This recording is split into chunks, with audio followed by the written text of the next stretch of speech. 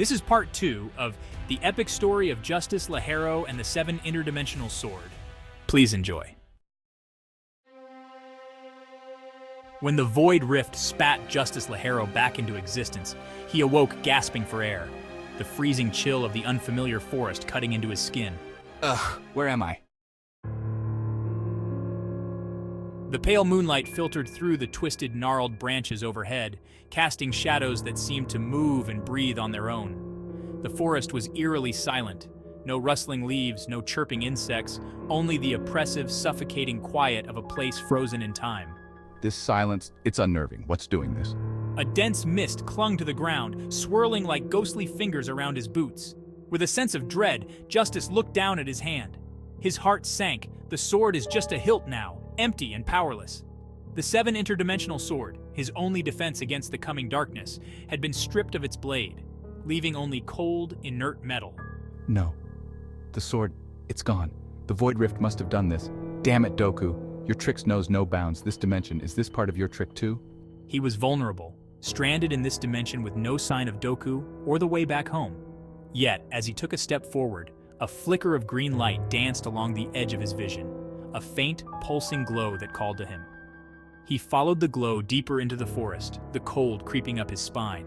The trees seemed to lean in, their skeletal branches clawing at him as he passed. What is this place? It's like time has stopped. This place, he realized, was not merely frozen, it was trapped.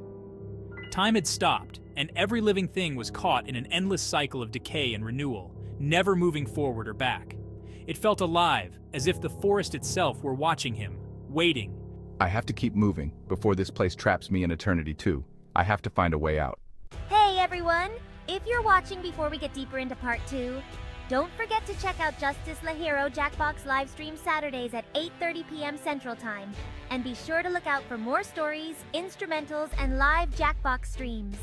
And again, don't forget to subscribe to my nonsense to hear more nonsense stories like this, because it's my nonsense that knows no sense at all. Okay, having too much fun again? Back to the story.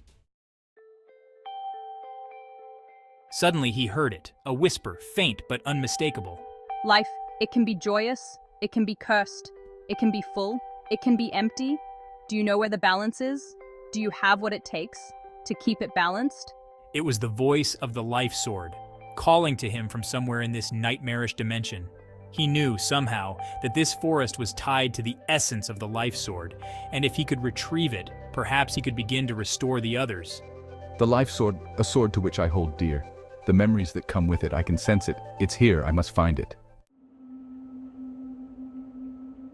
Then a cold, mocking laughter echoed through the trees. Ha ha! Well, Justice LaHero, you got out of the frying pan into the fire. Doku's voice slithered from the shadows, unseen but ever present, reverberating like the hiss of a venomous snake. Lost, Justice? Can't seem to find your way? If you're not careful, if you don't do something, this place too shall keep you here, lifeless. Doku's tone was taunting, coming from everywhere and nowhere at once. I see you've lost your precious sword. Pity, let's see how well you fare now, you so-called king.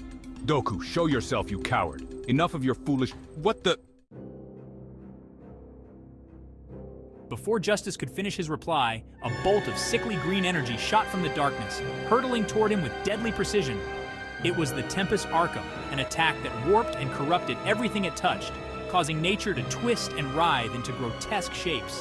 Whoa, damn it. Justice's instincts kicked in, and he dove to the side, narrowly avoiding the blast. The ground where he had stood moments before erupted into a mass of writhing roots and vines, twisted and malformed, groaning as if alive. But the attack had done more than miss. It had uncovered something. Beneath the ruined, corrupted ground, a faint, pulsing glow emanated. Justice's eyes widened in recognition. The life sword's energy. Doku's attack had inadvertently revealed its hiding place. With renewed determination, Justice sprinted toward the glow, but he knew it wouldn't be that simple. As he approached, the ground beneath him shifted and groaned, cracking open to reveal a jagged, gaping maw lined with razor-sharp rocks. The entrance to the Trial of Life had appeared, a yawning chasm leading into the darkness below. Without hesitation, he descended into the black pit, the temperature dropping further with every step. His breath came in ragged clouds, and the walls dripped with some kind of foul-smelling liquid. too dark to identify. The farther he went, the more he felt the oppressive weight of the trial pressing down on him, a test of his worth, of his understanding of what life truly meant. This is intense. Then, the tunnel opened into a cavern, lit by a sickly pale glow. The cavern walls were covered in veins of pulsing red, like the exposed arteries of some massive living creature. In the center of the cavern lay a massive pool of blood, bubbling and churning, reeking of decay and life. From the depths of the crimson pool, a shape began to rise. An enormous, grotesque creature, its flesh hanging in rotting tatters. It had the twisted form of a colossal deer, but its skull was split, exposing rows of yellow, razor-sharp teeth. Its hollow eyes glowed with an unnatural light, and antlers dripping with foul ichor stretched toward the ceiling. It was a guardian of life, a warped, terrible creature that tested those who sought the life sword. Huh. What the hell is this monstrosity? Justice felt his blood turn cold. The life sword was somewhere inside this mystical creature, but to claim it, he would have to face this monstrosity. The creature lunged at him, its bellowing roar echoing in the cavern, and Justice's hands tightened on the hilt. With the little power he had left, he used it to create another hilt in his other hand, as if he was holding two swords. He knew what he had to do. I can still do this. 7 World Cross. He roared, and the air around him shimmered as the spectral shapes of the 7 swords appeared for a brief moment, their energies colliding in a dazzling display of power. With a powerful leap, Justice dodged the creature's lashing antlers and brought the hilts down in a cross formation, sending a blast of energy toward the beast.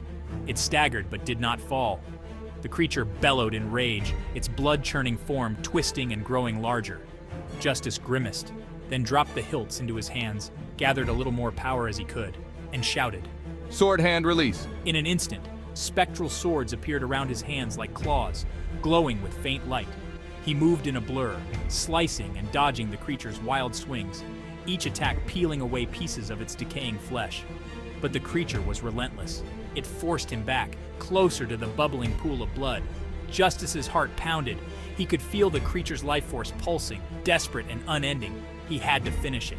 With a fierce cry, Justice raised his empty hilts above his head. A cold look came upon his face. With that, an ominous dark blood aura appears around Justice.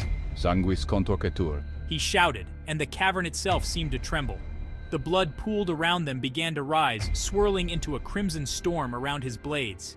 Justice brought the blades crashing down, unleashing a wave of raw crimson energy that pierced the creature's heart. The Guardian's eyes went wide, and it staggered, the glow in its hollow eyes fading. As it fell, the cavern shifted, transforming from a place of decay to one of radiant, pulsing light. The life sword's essence reformed in Justice's hands, its blade glowing a bright verdant green. He had passed the trial, worn out, beaten, and now holding a glimpse of energy left. Memories of his adventures to obtain the life sword in the past came rushing back to Justice. It gave him another sense and perspective. The life that he created with his family and friends that he cherished is what gave him the life sword. He understood now. The true value of life was not in its power, but in its fragility, its moments of beauty amidst the darkness. As the creature's body dissolved, a shimmering object clattered to the ground, a silver amulet shaped like a leaf veined with emerald light. Justice picked it up and felt a surge of recognition. The Vita Vera Quesitor amulet, the compass and the links of the sword. A relic that would guide him to the remaining dimensions tied to the other swords. He had what he needed to continue his quest. But before he could take another step, a ripple of darkness tore through the cavern, and the air grew frigid. Doku's laughter echoed, sending shivers down Justice's spine. A swirling void opened, and Doku stepped out, his eyes burning with hatred. Did you think it would be that easy, Justice? The game has only just begun, and Am it true, Master? I've seen the other dimensions, I know where you want to go, and I won't let you get the sword back. Before Justice could react, Doku raised his hand, and the cavern walls began to crumble. The ground shook as the void pocket started to collapse, and Justice watched in horror as his path forward seemed to vanish before his eyes. Now, let's see how well you handle your precious balance without a world to stand on. The cavern buckled and splintered around them, the void pulling them both into darkness once more. To be continued. This is the end of part 2. Thank you for listening. And remember, subscribe, comment, and like if you want to hear more of my nonsense stories. Also, come check out my Jackbox live stream Saturdays night at 8:30 p.m. Central Time if you want to hang with me and the Tyrants. See you there and soon.